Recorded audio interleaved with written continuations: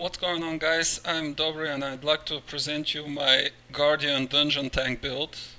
It's a very recent build. It's a build I put up like a few days ago. It's based on the additions of the latest patch of Guild Wars. It's pretty awesome. As you can see, it's 25k HP build, and I'll show you how to make one.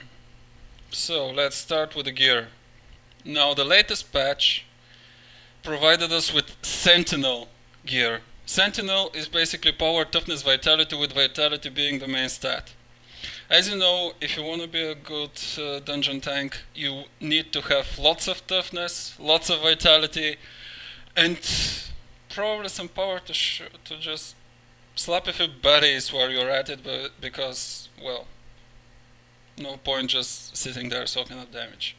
So my gear is based entirely on that new addition with this patch, because as you can see, it's Sentinel gear of the Sentinel. I haven't even tried to transmute it or make it prettier or something like this.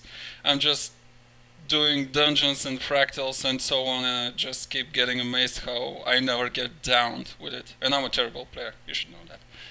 So everything is power, toughness, vitality. My rod's not, because I rarely use it, so it's all the same. Here, it's not an exotic, but whatever. It's the same power, toughness, vitality.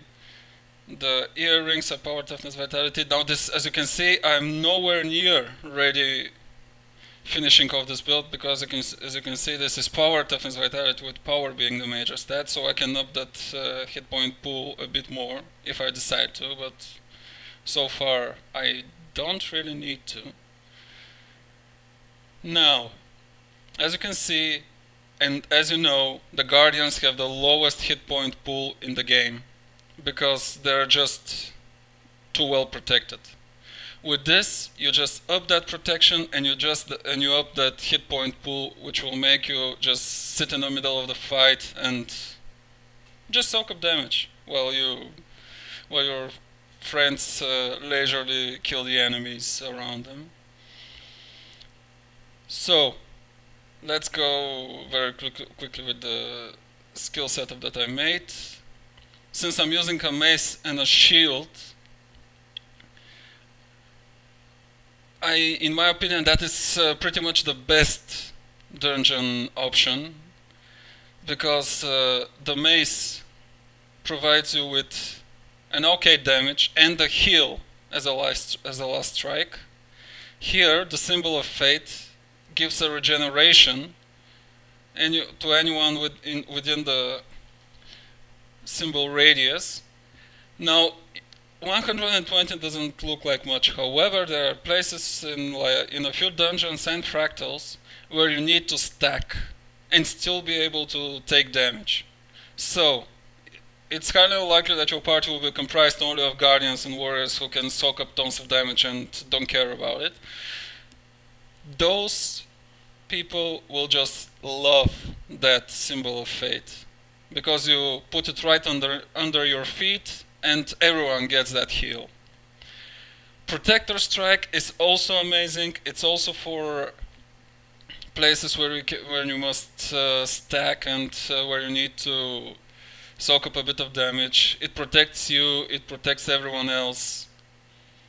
Same goes for the Shield of Judgment. This is why I picked up Shield as my main weapon, secondary weapon, not a focus. I do have one, and I am using it, but it's just in very specific occasions. I'll go in depth with that later. As you can see, you create a shielding wave in front of you, which damages foes and gives protection to yourself and up to 5 allies. 5. What does 5 mean? Dungeons and fractals, of course. So that's 6 seconds of less damage. It's some damage, and here there is a very, very cool skill, which is pretty much largely people disapprove of it because it's just knockback and such. However, in a crunch, it is awesome. You just go between your allies pop it, wait for a few seconds, and detonate it. Don't just leave it there, because you can use it even when there are no shooters around. As you can see, the second when you detonate that dome, you heal your allies, and that's big. So, as you can see, you have one protection, second protection, third protection. Here you have heal, here you have heal, here you have protection and heal. You are pretty much group-oriented Guardian. You want to take the damage, you want to make your party safer, but you also want to support them if things go bad. And if you want to support them, the best way you can do it is to go for shouts. There it is, hold the line. Protection and regeneration. Save yourselves. Now this is a big shout, this is just an overpowered shout. Because as you can see, it gives you a ton of boons and you get all the conditions of your allies on yourself. Now, it's not very nice to be taking damage, but there is some very wicked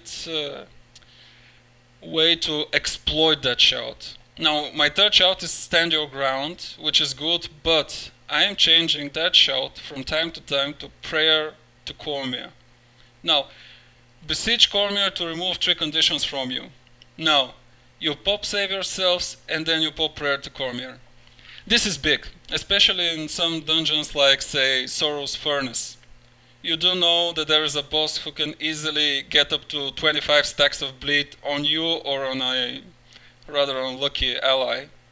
So in this case, just pop your save yourselves, pop the prayer to Cormier, and then you'll be sitting with a ton of buffs. Your friends will also be looking at a ton of buffs, and the poor boss is looking at 5 very angry players which are about to kick his butt. As a elite skill, I use renewed focus. It's a 3-second vulnerability. It's great in a crunch. There aren't many things that you can actually use. You can use Tome of Courage, but I don't like Tome of Courage. I prefer to use something like Tome of Wrath if I want to do damage, because Tome of Courage is okay when in your party there are a lot of Guardians and Warriors. But when you are supposed to take all the damage, well, that's not very nice. Another option is to use the Avatar of Melandro, especially in places like Twilight Harbor or other places where there are lots of control effects, like you don't know that there are enemies in Twilight Harbor that really like to launch and knock back you or knock you down and such.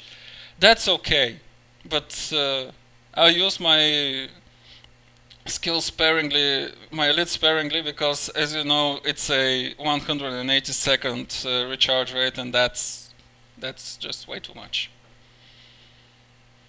So, now let's go to traits. Now, I've made my traits in a very simple manner. I don't like having traits that I don't find okay or useful. Now, I can forgive an Adept Tire trait that is not that good, but I cannot forgive a Grandmaster Tire trait which I won't be using extensively, and I don't accept a skill on the Grandmaster Tire trait which won't be very useful, like here. Allies affected with shouts convert 1 condition to boon. Why? You have save yourselves, you have prayer to Cormier, or nearby allies gain virtue of resolve passive effect. That's stupid. Okay, virtue of now the virtue of resolve will regenerate health, but everyone has a healing skill and they can use it. Now the Guardians probably get kicked in the rear end when it comes to healing skills, because quite honestly they are not that good.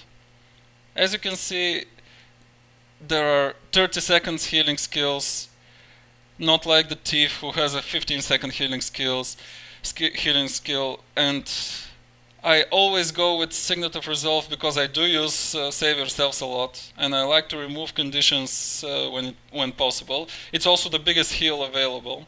The setback is that it's 40 seconds. Now, I know that if I am the sole tanker in a party, I should switch to prayer to Duena or to shelter, but prayer to Duena is a bigger heal, because if you have to take the damage, you will have to heal quickly.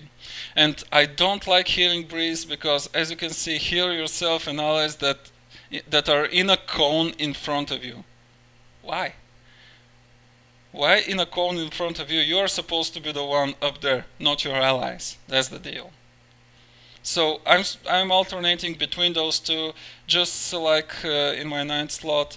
I alternate between stand your ground, the prayer to Cormier, and sometimes if I know that there are lots of archers and such, I can use sanctuary because it's healing and foes and projectiles cannot enter. That's a really good option, but technically if your party which you're doing the dungeon or fractal with is good, they will know how to protect themselves. You just need to provide that tiny bit of edge that will actually make the thing work. And quite honestly, there have been parties in which we managed to do dungeons like Sorrows and Berets, Twilight Arbor, Citadel of Flame and such without even a single player getting downed. Not dead, downed.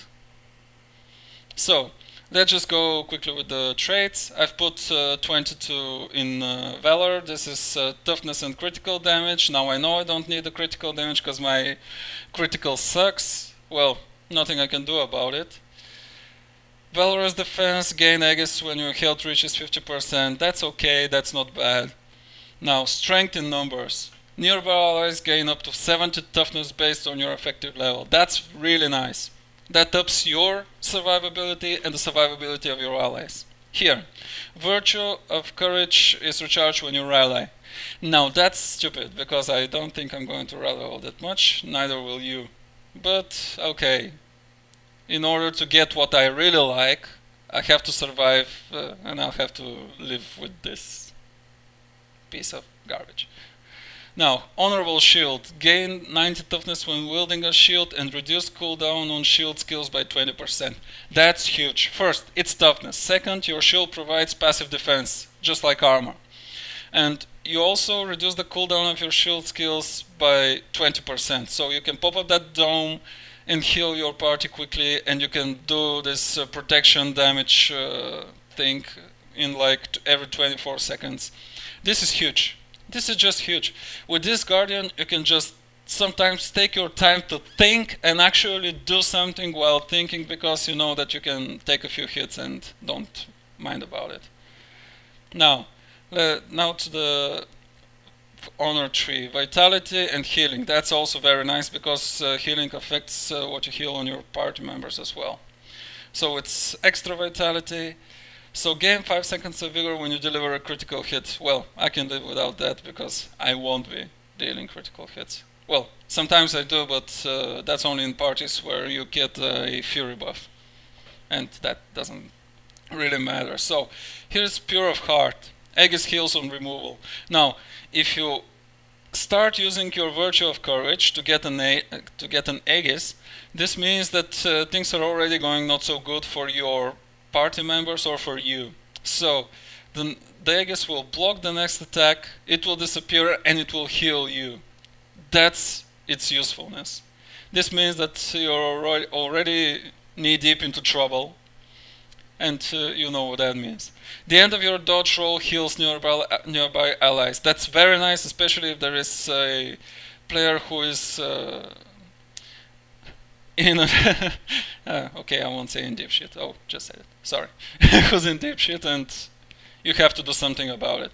Now this, the superior area, is the best. It's just wicked. Shouts recharge 20% faster. You'll be using shouts a lot. I'll just show you why in a few seconds.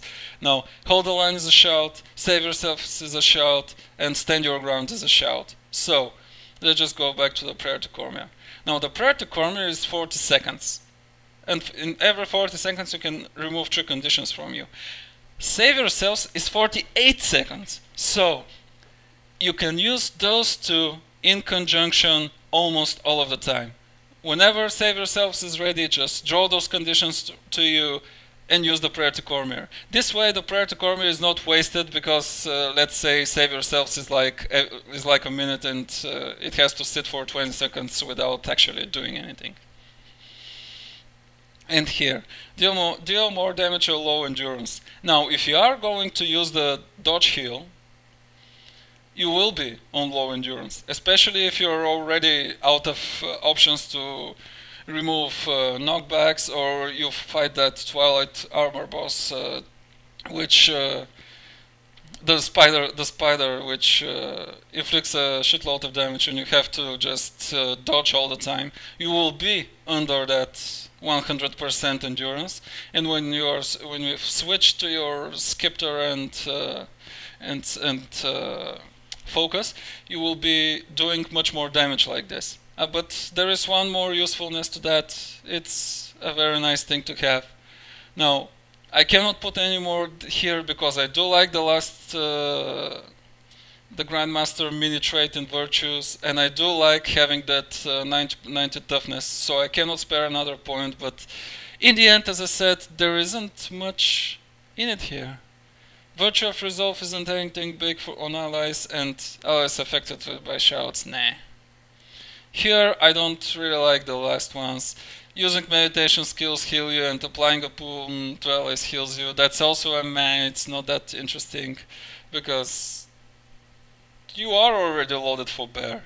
You don't really need any single simple thing to heal you. So, Inspired Virtue is in the virtues. That's boon duration and that's virtue recharge rate. Boon duration is wicked. It makes all of your shouts last longer. Now, as I said, my Guardian isn't nowhere near ready. I am seriously considering using, actually not using, but buying 2 monk runes and upping that boon duration like 50% more. This will make the Save Yourselves even more wicked, because it's already 12.5 seconds. You already have some boon boost, and if you boost it a bit more, you'll be just like invulnerable for a while. So, Inspired Virtue. Virtues now apply the following boons: Might, Regeneration, or Protection. Now, I don't know how many Guardians out there use their virtues, but with this build, you can do it actually, and you won't feel encumbered with actions in order to do so, because you do have a lot of health. You can just pause for half a second or a second and say, wait, this will be a good idea, let's just pop it, and without having to worry about your own survivability, because your health is like down to 2000 and you can get 1 hit. Now here, Vengeful. Retaliation lasts 25% longer. Now, I didn't find any decent trait here, because 20% more damage while under the effects of an Aegis is okay, but if you are up there tanking, your Aegis will be gone in like every 2 seconds, so you won't be doing much. Consecrated Ground. Consecration skills use ground targeting. I'm not using Consecration. Gain 3 seconds of retaliation whenever your day's stun, knockdown, knockback. This is not that bad, but I think that the extra retaliation is better because you do add some of this. Spirit weapons, I don't use them, and here is still Consecration, which I don't use. So, retaliation is good. Some of the skills provide retaliation, like here, where is this? Stand Your Ground is like 6 seconds of retaliation. It can go up. It's very nice. So, gain retaliation when you activate a virtue. Now, if you thought that we don't have enough retaliation skills, now we have 3 more, because we have 3 virtues. Absolute Resolution. Activating a Virtue of Resolve removes 3 conditions. Virtue of Resolve's passive effect is stronger. Now, this means you regenerate more health, and when the prayer to Cormier is not available, because let's say you're in Twilight Arbor, you have to use Stand Your Ground to avoid all that knockbacks and knockdowns and such, there's your saving grace.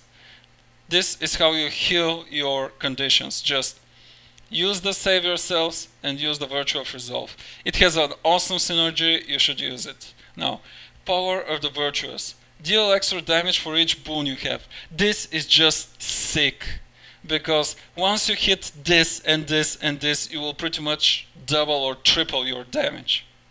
This is just awesome.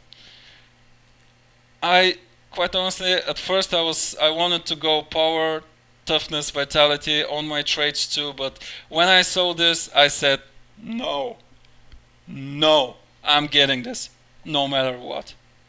So as for the last, I still don't see anything decent. So activating a courage also breaks turns. Virtue of Justice passive effect no longer burns your target, but instead burns the area around you each time it activates. That's not that big, quite honestly. I don't like it. So those are the traits, those are the skills, that's the equipment. It's an awesome build. It's a great build for advanced players who like to do lots of fractals and dungeons.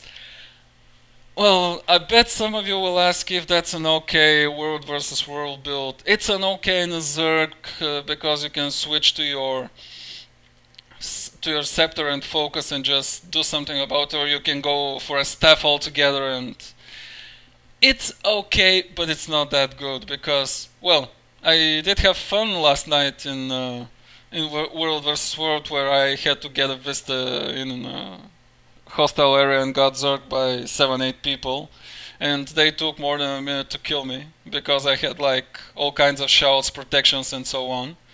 I bet they didn't like me going down so slowly, but whatever, it was still fun. With this build you can survive and survive and survive a lot. This is what makes it great. Now, as you can see, I can up this item, I can make it an exotic. This ascended item is not that good because I can use something that adds even more vitality. My road isn't anything big. I haven't started making the gear pretty and such, but in any case, with this gear you can be the best dungeon tank ever, at least in my opinion. You can do dungeons and you can only go down when everyone else is just on the ground dying. You can survive and survive and survive a lot. So this is my build. I hope you like it. It's awesome for people who have some cash to stashed away, because unfortunately the Sentinel's gear, it cannot be crafted. There are no items which you can use to make the insignias and everything else.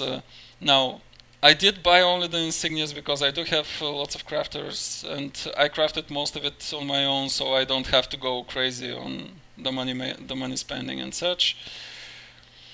Now, I think ArenaNet will introduce the signets and insignias and such later.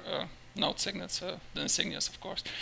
We'll introduce it later, and it will probably become much more cheaper to make such a build. It's awesome for Guardians. I just love it. I run every dungeon with it. It's just fucking amazing. So that's my build. If you like it, comment it. If you have something else in your mind, comment. Or if you have some ideas or suggestions, comment. I will check it up from time to time. So there you go, guys. Enjoy and have a good one.